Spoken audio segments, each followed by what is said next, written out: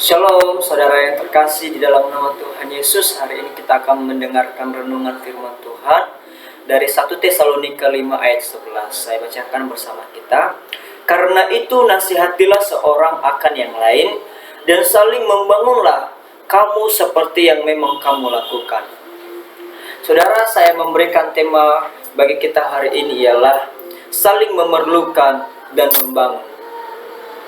Tema kita hari ini saling memerlukan dan membangun.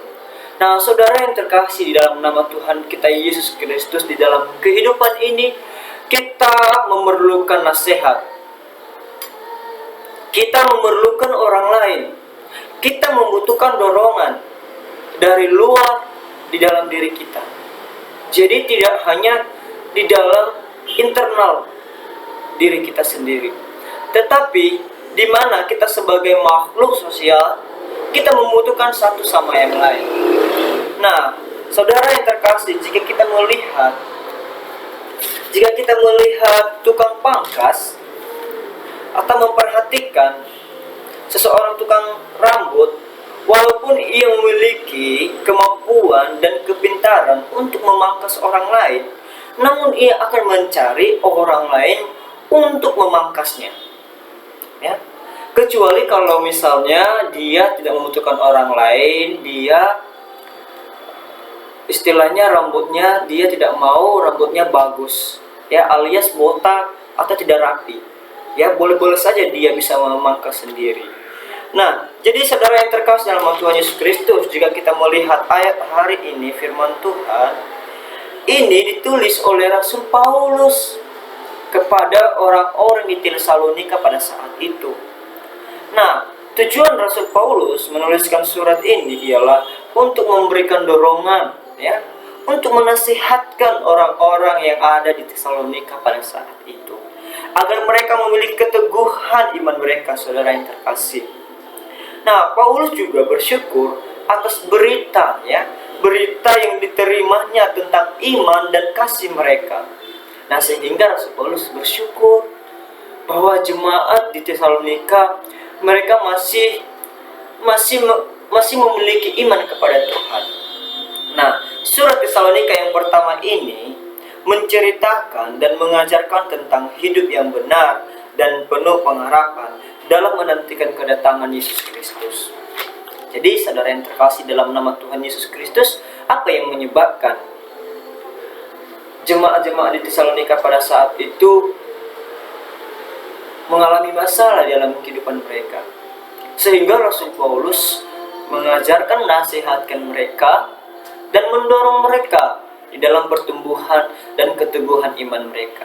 Ternyata mereka stres, ya, mereka ada banyak mengalami stres, ketegangan, pergumulan, bahkan penganiayaan. Sehingga di dalam pasal 4 ayat 18, di situ Rasul Paulus berkata, hiburkanlah seorang akan yang lain dengan perkataan-perkataan ini. Jadi itulah yang dialami oleh jemaat di Tesalonika pada saat itu, dengan khawatirnya mereka dalam mengikut Kristus.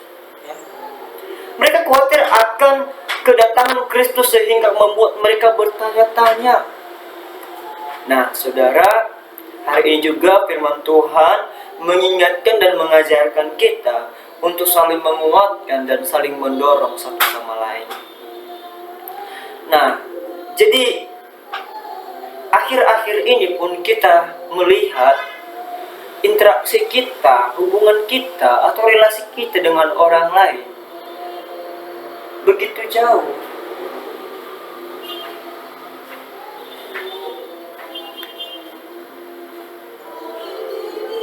Sehingga apa yang terjadi, saudara yang terkasih di dalam nama Tuhan kita Yesus Kristus, membuat hubungan kita renggang kepada seseorang, ya. Kita semakin menjauh dari komunitas. Bahkan ada banyak pemuda-pemudi sekarang, mereka lebih mengandalkan kemampuan mereka sendiri. Mereka merasa bahwa saya masih bisa kok, saya masih mampu kok, selagi saya mampu ngapain saya membutuhkan orang lain, saya masih punya banyak uang kok, Orang tua saya masih bekerja, jadi ngapain saya bergaul dengan orang lain? Nah, itu adalah pandangan-pandangan yang salah. Di dalam kehidupan kita, kita tidak boleh menjadi orang yang egois, orang yang individualisme. Tetapi bagaimana kita saling menguatkan satu sama lain dengan membagikan kasih kepada sesama kita, dengan membagikan kebenaran firman Tuhan kepada siapapun saja. Karena mereka juga perlu keselamatan itu. Mereka juga perlu untuk keteguhan iman mereka di dalam Tuhan. Nah, jadi saudara yang terkasih dalam nama Tuhan kita Yesus Kristus, mungkin saat ini kita masih kuat, masih semangat, masih ceria, tapi ingatlah bahwa ada masa-masa kita akan merasa lemah, kita akan merasa putus asa, merasa down, dan putus harapan. Jadi ayo, mungkin saat ini ya, kita menjadi orang yang mendorong orang lain atau menguatkan orang lain. Tapi kita tidak tahu bahwa akan ada saatnya kita yang akan membutuhkan pertolongan mereka. Nah, ibarat ketika kita membawa kereta, terkadang kita tidak akan tahu kapan bensin kita akan habis. Begitu juga dengan kita kadang tidak tahu kapan kita merasa down. Jadi mari kita di tempat ini saling membutuhkan, saling mengasihi dan mendorong. Jadi ingatlah bahwa ada saat-saat kita lemah dan tidak mampu. It's okay to not be okay.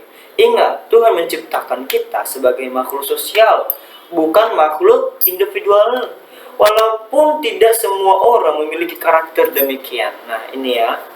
Tetapi kita semua yang mendengarkan firman Tuhan ini, mari kita saling mendorong dan mempererat tali kasih persaudaraan kita.